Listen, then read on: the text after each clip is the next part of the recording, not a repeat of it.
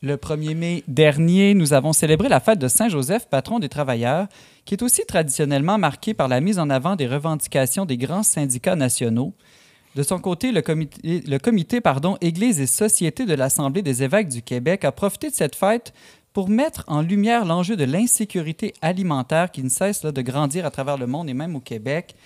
Antoine Malenfant, l'insécurité alimentaire, est-ce que c'est surtout un problème, disons, économique ou moral?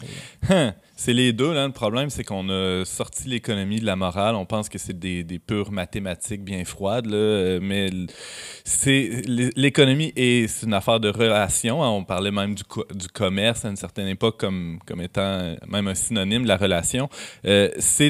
Donc, nécessairement et intimement, c'est une question morale. Je trouve ça intéressant, Simon, qu'on parle que les évêques aient eu l'idée de parler d'insécurité alimentaire le jour de la fête des travailleurs. Parce qu'on pourrait penser que l'insécurité alimentaire, c'est l'affaire des itinérants ou des gens qui sont dans une extrême pauvreté. Or, ce que les données nous révèlent depuis quelques années, en fait depuis 2019, surtout, là, il y a une recrudescence épouvantable de ça, c'est que des gens qui ont un travail, qui ont un salaire stable, vivent cette insécurité alimentaire-là. Antoine, est-ce que c'est surtout à cause de l'inflation, donc le prix des aliments est trop élevé, ou parce que les salaires sont trop bas que ces travailleurs-là vivent, selon toi, une insécurité alimentaire? Les causes sont multiples et complexes, là, comme bien des enjeux de société, Simon, mais il y a certainement une convergence de plusieurs de ces causes-là. Ce que tu viens d'évoquer, ce qui vient aussi renforcer beaucoup le phénomène, c'est la crise du logement, le coût des loyers qui a explosé dans les derniers mois. Ce qui fait qu'il y a ce qu'on appelle le revenu compressible, là, ce qui peut... la marge de manœuvre que les foyers ont là, est de plus en plus réduite. Le loyer, il faut que tu le payes. Tu n'as pas vraiment le choix. Ça te prend un toit sur la tête. Et ce qui vient écoper, là, la portion du budget qui rétrécit sans cesse, c'est celle allouée à l'alimentation. Et ça, typiquement, ça veut dire que pour la plupart des gens, déjà, là, des petits luxes de la vie qui donnent un peu son sel à la vie quotidienne, là, ben déjà, ils sont plus capables de se payer des choses comme ça, aller au restaurant, aller voir des spectacles. Ça prend le bord. Et on entame aussi le nécessaire.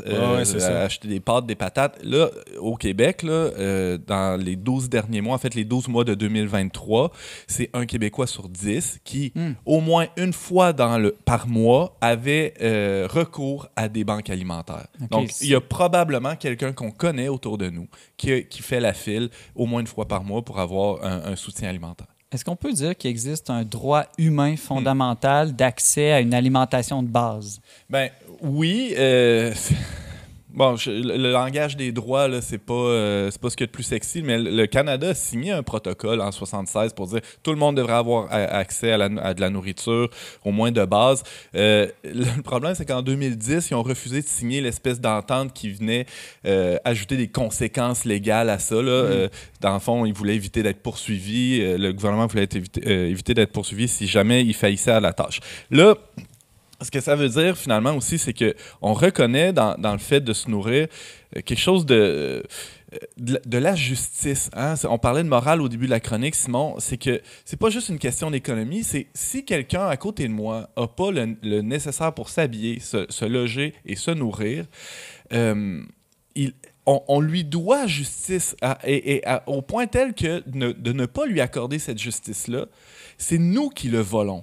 Et nous, je dis comme société, des fois comme individu, hein, si nous, on a du superflu à côté de quelqu'un qui n'a pas le nécessaire, nous sommes dans une situation de vol. Et c'est ce qu'enseigne la tradition de l'Église. Hein, on recule jusqu'à saint Thomas qui disait des choses semblables. Laurence, c'est vrai? Oui.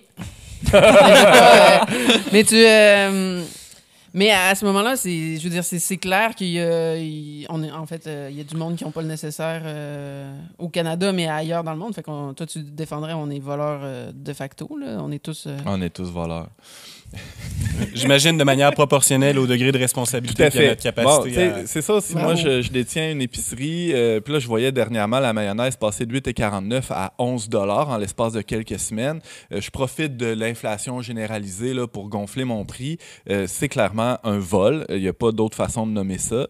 C'est sûr qu'on peut dire là, les transports coûtent plus cher, les salaires coûtent plus cher. Mais en bout de ligne, ce qu'on constate dans les faits, c'est que les grandes chaînes d'alimentation ont augmenter leur marge, leur profit qu'ils ont dégagé là, dans les derniers mois. Ouais, invisibilisant ces profits-là à travers l'excuse générale de l'inflation. Tout à fait. Que bien des gens acceptent facilement. Mais tout de même, Antoine, l'insécurité alimentaire, c'est pas le fait que ça me coûte plus cher à aller au restaurant ou à manger de la viande à tous les jours, avoir accès à des produits. On s'est habitué au Québec à un certain niveau de luxe alimentaire. Là, on parle vraiment de gens qui ont rien à manger. Bon, évidemment, la classe moyenne souffre, là, je mets des guillemets, là, de l'augmentation des prix à l'épicerie. Il faut manger un peu plus souvent du macaroni. Ben, c'est ça. Nous, on mange un peu moins de steak à la maison, puis c'est peut-être une bonne chose finalement. Mais là, ce dont il est question dans les données que l'Assemblée des évêques a publicisées là, cette semaine, et je vous invite à aller lire leur rapport, là, c'est sur l'AECQ, l'Assemblée des évêques catholiques du Québec,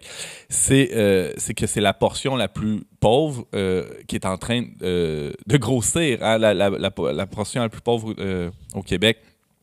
Cette tranche-là de la population a de plus en plus accès, a de plus en plus besoin d'avoir accès aux banques alimentaires. Ça met une pression sur les banques alimentaires et des organismes. Tout à fait, qui finissent par manquer de stock. Je voulais finir, Simon, là, avec une question. Savez-vous, c'est quoi le droit de glanage?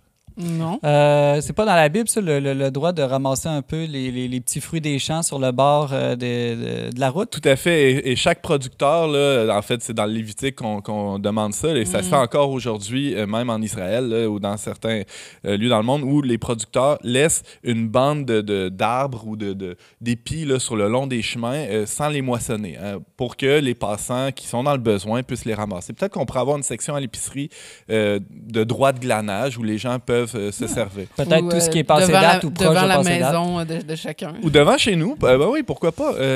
Servez-vous. Il y a des frigos qui existent dans les centres-villes. L'hiver, on a la neige, j'imagine. Pour garder les choses au froid. Oui, c'est ça.